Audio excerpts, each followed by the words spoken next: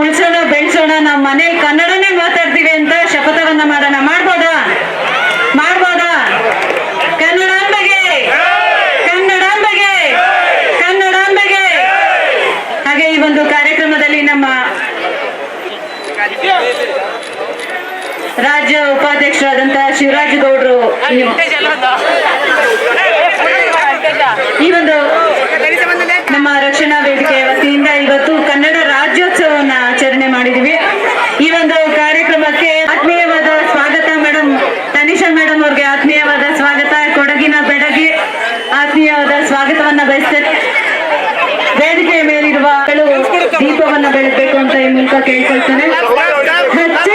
ಕನ್ನಡದ ದೀಪ, ಹಚ್ಚೆವು ಕನ್ನಡದ ದೀಪ, ಕರುನಾಡ ದೀಪ, ಸಿರಿನುಡಿಯ ದೀಪ, ಒಲವೆತ್ತಿ ತೋರುವ ದೀಪ, ಹಚ್ಚೆವು ಕನ್ನಡದ ದೀಪ.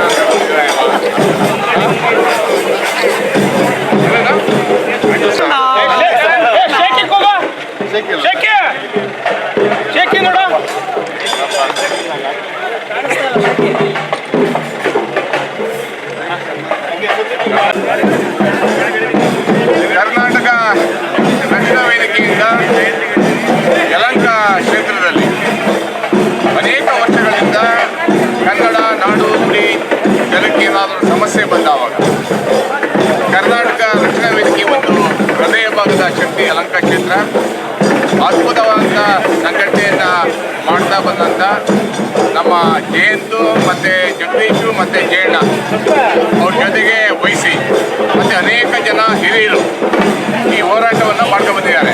ಅದರ ನಡುವೆ ಇವತ್ತಿನ ಅಧ್ಯಕ್ಷರಾಗಿ ನಮ್ಮ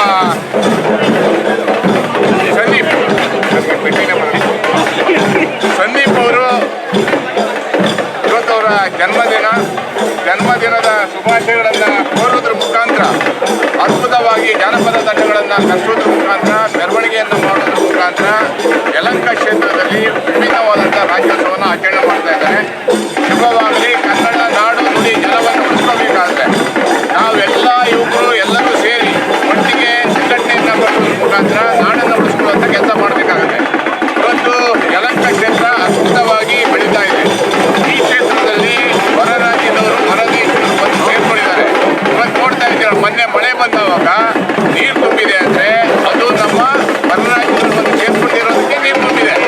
ಎಲ್ಲೆಲ್ಲಿ ಅಪಾರ್ಟ್ಮೆಂಟ್ಗಳು ಕಟ್ಟಬೇಕು, ಎಲ್ಲೆಲ್ಲಿ ಪಾರ್ಕ್ಗಳನ್ನ ನಿರ್ಮಿಸಬೇಕು, ಎಲ್ಲಿ ರಾಜಕಾಲುವೆ ಇದೆ ಅದನ್ನೆಲ್ಲ ಅಡ್ಡ ಕಟ್ಟಿ ನೀರು ಹೋಗಲಿಕ್ಕೆ ಸರಿಯಾದ ಅವಕಾಶ ಇಲ್ಲದೆ ಯಲಹಂಕಕ್ಕೆ ನೀರನ್ನು ತುಂಬುವಂಥ ಕೆಲಸವನ್ನು ಆಗಿದೆ. ಅದೇ ರೀತಿ ನಮ್ಮ ಉದ್ಯೋಗವನ್ನು ಇವತ್ತು ಬೇರೆ ರಾಜ್ಯದವರು ನಮ್ಮ ಉದ್ಯೋಗವನ್ನು ಕಿತ್ಕೊಳ್ತಾ ಇದ್ದಾರೆ. ನಾಮಫಲಕದ ವಿಷಯದಲ್ಲೂ ಸಹ ಹಾಗೆ.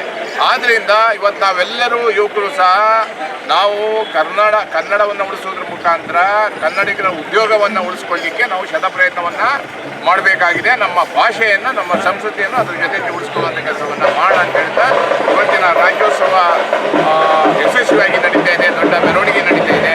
ಅನೇಕ ಕಲಾವಿದರು ಬರ್ತಾ ಇದ್ದಾರೆ.